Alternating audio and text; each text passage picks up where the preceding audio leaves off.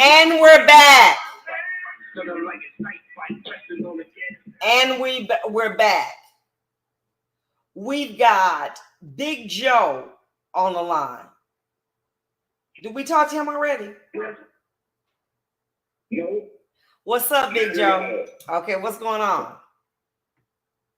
What's going on is that we have to understand that a whole lot of them Anglo-Saxon that's on this police force all across the continent don't all respect that black man.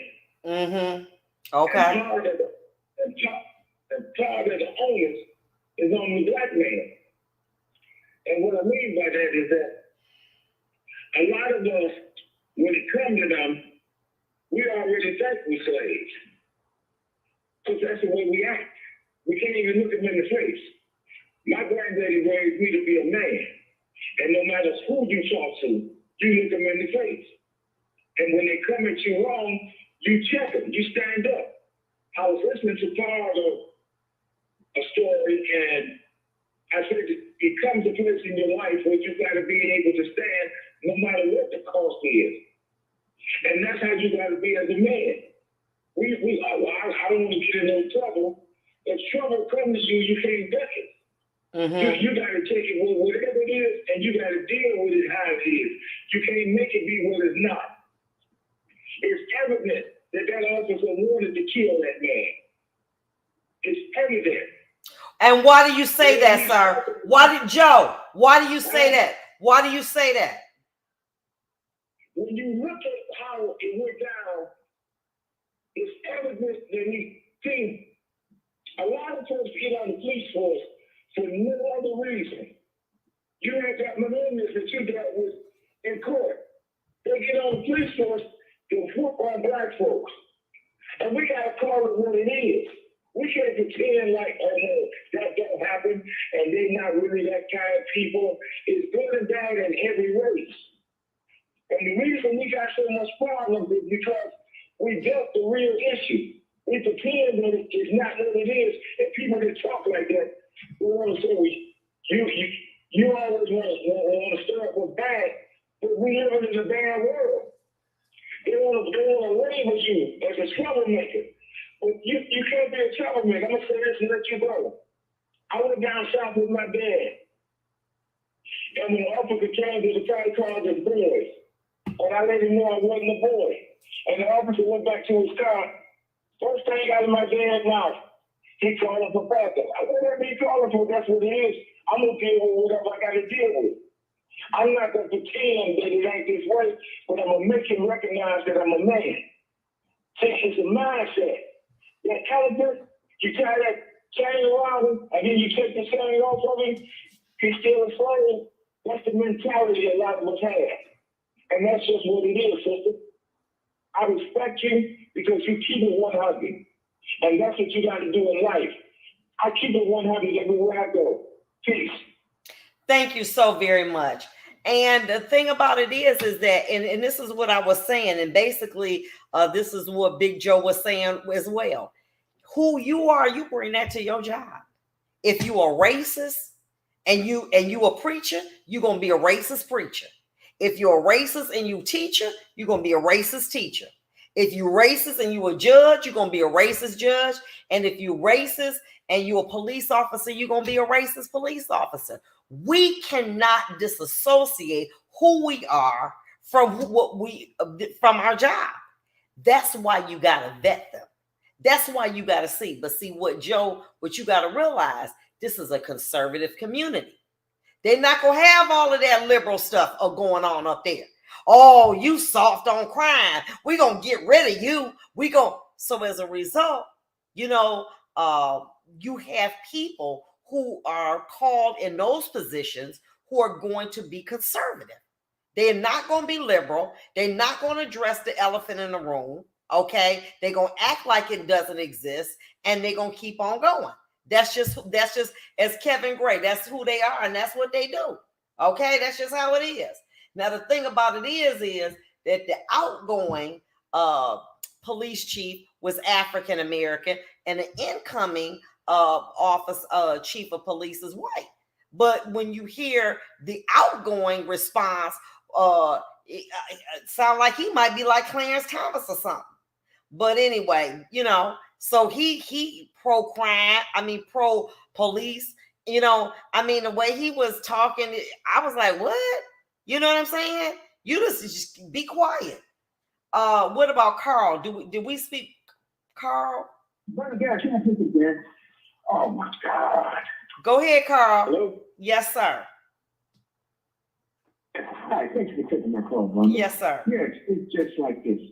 Break it down. The criminal justice system, I don't know this, we've been here forever. That the criminal justice system, there's people there's for law enforcement, and there's people in the criminal justice system, they take their job and they're professional, seriously. That's no question about it. But it's also a lot of crooked cops. Everybody knows that. This soft on crime and the war on crime and the war on drugs. Can we get a war on racism? Can we get that? We ain't gonna have that. But that's all that slogan stuff. The police, what he did was over force. He did too much force. He didn't have to do that. If you get into a little situation with an officer of law enforcement, they have the right to shoot you. They do whatever they want to do. And you have the right to protect yourself. But I hate to see what happens. He's going to get off, in my opinion. He's going to get off. And what? Listen, and wait a minute, Carl. Slow down, because I know that you are very passionate. You are from Michigan. Is that correct? Yes. Explain. Right, listen. Explain to our listeners why you believe that he'll get off, and is it based on the composition of the people that make up Grand Rapids? Tell them what Grand Rapids is like. Yes, well, it's majority of Grand Rapids is white folks. Period. I'm just going to be very frank with you. And the Boss family and all them around that area, whatever. But the thing is, he was resisting arrest. Now the police could have shot him anywhere. He had to shoot him in the back of the head. The cop knows that. Period.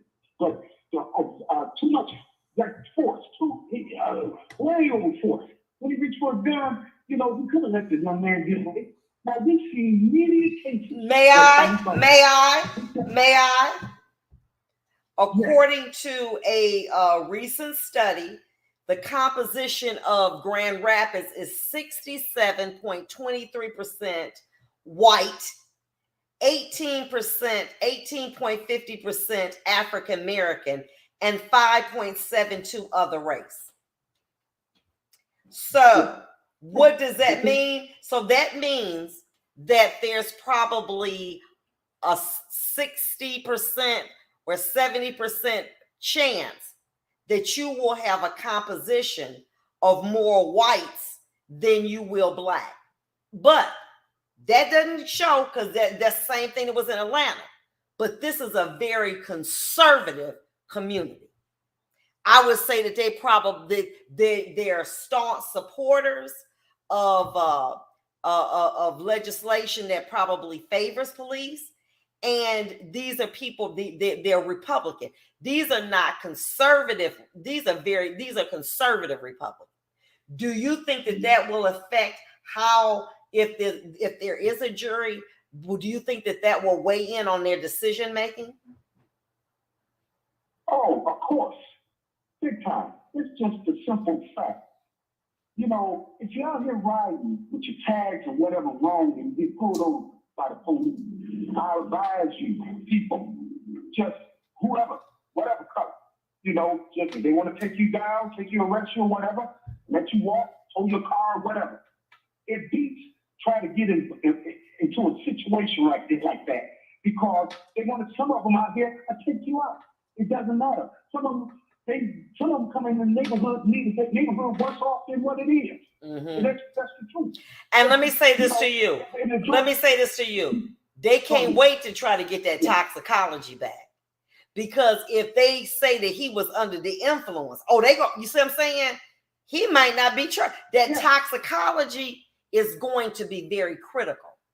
And a toxicology, for those of you who don't know about, is what was in his system.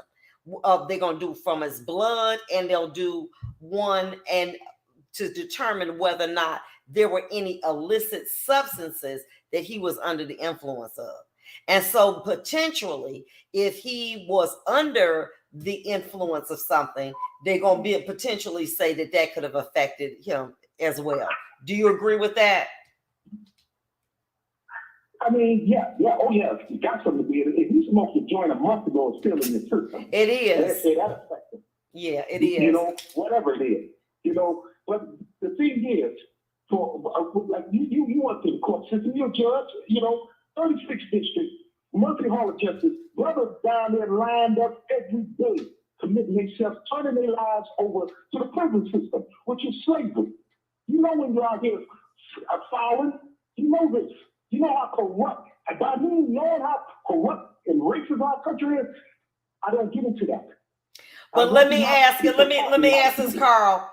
Carl. You know what I'm saying? Right, but you know what? One thing I will say, and I'm glad that we had, what if we didn't have no body cam? Yes. We'll be back. We'll be back. We got to take a look. These are the paying people. We'll be back.